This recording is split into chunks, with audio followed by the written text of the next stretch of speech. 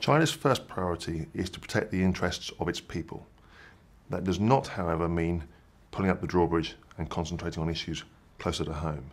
With a population of 1 billion people, and with the need to find resources for those people and markets for their products, by definition, China has to be out and about around in the world, demonstrating interests to look after these resources. When you have 1 billion people and you have to provide resources for those people in terms of fuel and energy, you need to be out around the world in places like the Indian Ocean and the Arctic looking for energy supply to provide secure access for your people. And you also need to have markets for the products that those people build and produce. A Chinese official said last year in relation to the Arctic, for example, that China has about 1/5 of the world's population. Therefore, why wouldn't it be interested in the Arctic? In sum, there are a large number of very strong reasons why China has a very broad maritime and naval presence around the world today, and primarily it is to support the interests of its people. Of course, much of today's debate relating to China has focused on its activities in the East China Sea, the South China Sea, and elsewhere in the Pacific. But perhaps just as the US is starting to focus on that part of the world, moving away from its traditional areas of Europe and the Indian Ocean, China is now coming out of the Pacific into other parts of the world. And the interesting question there is to ask why. And you look at a number of examples. The Indian Ocean is perhaps a primary one here. It's always been expected that China would come to the Indian Ocean, but perhaps not quite so quickly. The counter-piracy campaign, of which China is a major player, has given it the opportunity to come and have a foothold in the Indian Ocean for other reasons. But when you look at the web of contacts that it is building at a strategic level in and around the Indian Ocean, in Myanmar, in Sri Lanka, in Pakistan, in Djibouti, it is giving itself a degree of leverage politically by developing access politically with all those nations to enable it to have some kind of influence over and around all the 3 key choke points that lead into the Indian Ocean. Beyond that, it uses the Indian Ocean for a number of other reasons to give itself a jumping off point to project power elsewhere.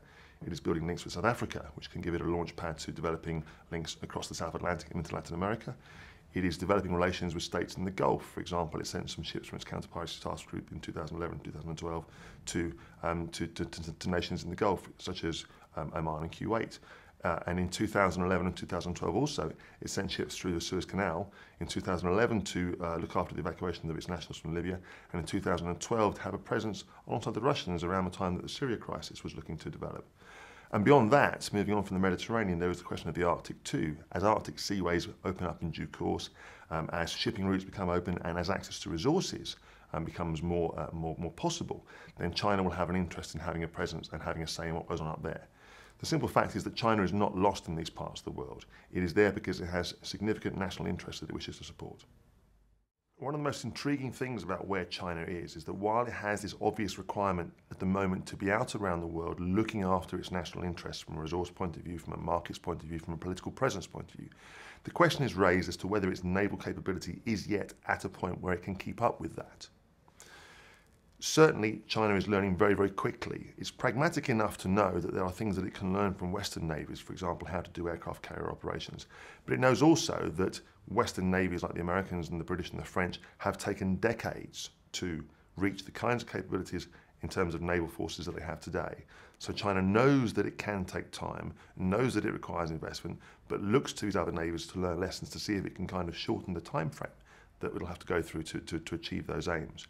Certainly, China is building a lot of very credible naval capability across the board, from high-end aircraft carriers that it now potentially is building at home on its own, all the way down through nuclear-powered submarines, to surface ships, to smaller corvette and frigate type forces. So it is building enough ships across the spectrum of operations to enable it to support a wide range of tasks. But perhaps the most interesting thing is, even if those capabilities are not there just yet, the real issue is where they will be in 10 to 15 years' time. It's at this moment where the strategic web of links that China has been building around the world begins to solidify in terms of developing links for resource issues, for wider policy issues.